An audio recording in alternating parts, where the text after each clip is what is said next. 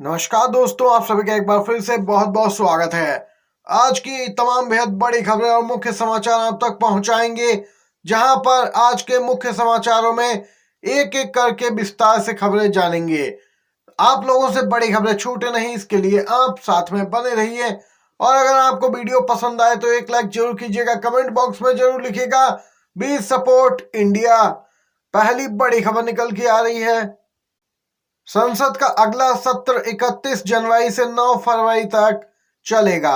31 जनवरी को राष्ट्रपति द्रौपदी मुर्मू अभिभाषण से सत्र की शुरुआत करेंगी। इसके बाद 31 जनवरी को आर्थिक सर्वेक्षण पेश किया जाएगा।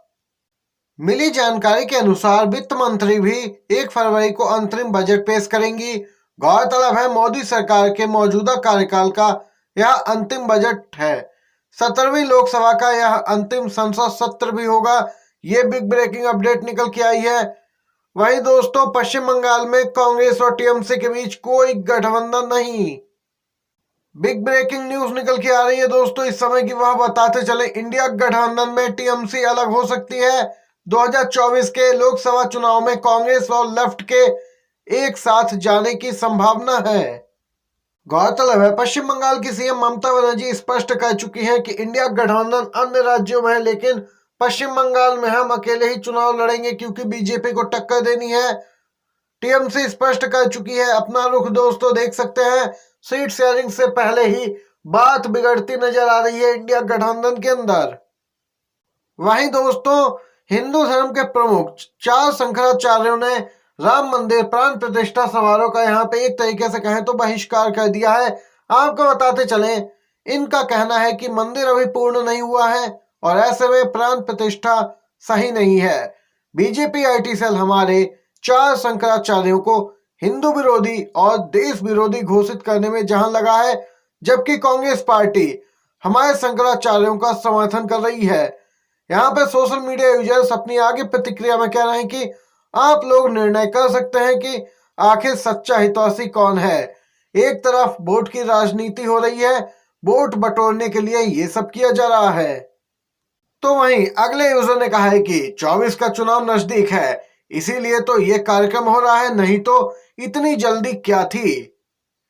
देख सकते हैं बीजेपी चौतरफा घिरती जा रही है दोस्तों। आम जनता भी समझ चुकी है कि इतनी जल्दबाजी क्यों की जा रही है, जबकि 4 शंकराचार्य कह रहे हैं कि यह एक तरीके से धर्म के मुताबिक नहीं किया जा रहा है। तो दूसरी तरफ दोस्तों, कांग्रेस नेता सचिन पायलट का बड़ा बयान, हमें अच्छे बुरे हिंदू होने का सर्टिफिकेट ना दे बीजेपी, प्राण प्रतिष्ठा मामले पर बोले हैं कांग्रेस नेता सचिन पायलट। छत्तीसगढ़ के कांग्रेस प्रभारी सचिन पायलट ने बीजेपी पर पलटवार किया है। उन्होंने कहा कि अयोध्या मुद्दे का ध्रुवीकरण किया जा रहा है। बीजेपी के लोग हमें अच्छे बुरे हिंदू होने का सर्टिफिकेट ना दें। राजस्थान के पूर्व उप मुख्यमंत्री सचिन पायलट ने कहा कि कांग्रेस पार्टी जनता के मुद्दों पर चर्चा चाहती है। हमें राजनीति और धर्म को अलग अलग रखना चाहिए। धर्म की आड़ में राजनीति करने से कोई फायदा मिलने वाला नहीं है। बता दें कि छत्तीसगढ़ के रायपुर पहुंचे सचिन पायलट राम मंदिर प्राण प्रतिष्ठा कार्यक्रम को लेकर मीडिया से बातचीत कर रहे थे। सचिन पायलट ने आगे कहा कि मंदिर नहीं जाना आस्था का विषय है, इस मुद्दे का ध्रुवीकरण किया जा रहा है। कांग्रेस नेता ने कहा कि आस्था व्यक्तिगत विषय है। क्या दोस्तों आप लोग कांग्रेस नेता सचिन पायलट की बात से सहमत हैं या नहीं, जरूर बताइए अपनी भी राय कमेंट बॉक्स में। अगर सहमत हैं और वीडियो को लाइक नहीं किया तो एक लाइक जरूर कीजिएगा दोस्तों। अगली अपडेट आ रही है, बड़ी खबर दोस्तों महाराष्ट्र से निकल के आ रही है। महाराष्ट्र के पूर्व सीएम उद्धव ठाकरे ने बोला है स्पीकर पर जोरदार हमला। स्पीकर ने सुप्रीम कोर्ट के आदेशों का पालन नहीं किया है। स्पीकर ने अपनी मनमानी चलाई है। उद्धव ठाकरे बोले यह मामला अवमानना का हो सकता है। हम इस पूरे मामले की गहनता से जांच कर रहे हैं, फिर यहाँ पे सुप्रीम कोर्ट में एक नई याचिका जाएगी। इससे पता चलता है कि वे यानी कि स्पीकर सोचते हैं कि उनसे ऊपर कोई नहीं है। आपको बताते चलें, उद्धव गुट से अब सुप्रीम कोर्ट जरूर लेकर जाएगा, याचिका दायर करवाई जाएगी दोस्तों। वरिष्ठ वकील अभिषेक मनु सिंघवी ने स्पष्ट किया है कि सीजीआई की बेंच इस पर सुनवाई कर रही थी। अब वही निर्णय करेगी कि आखिर स्पीकर का फैसला सही है या नहीं। गौरतलब है दोस्तों, सीजीआई ने ही स्पीकर को कहा था पहले आप आदेश दीजिए, बाद में हम देखेंगे क्या करना है। अब यहाँ पे सीजीआई कुछ बड़ा कर सकते हैं इस मामले में। वहीं एक अगली अपडेट आ रही है।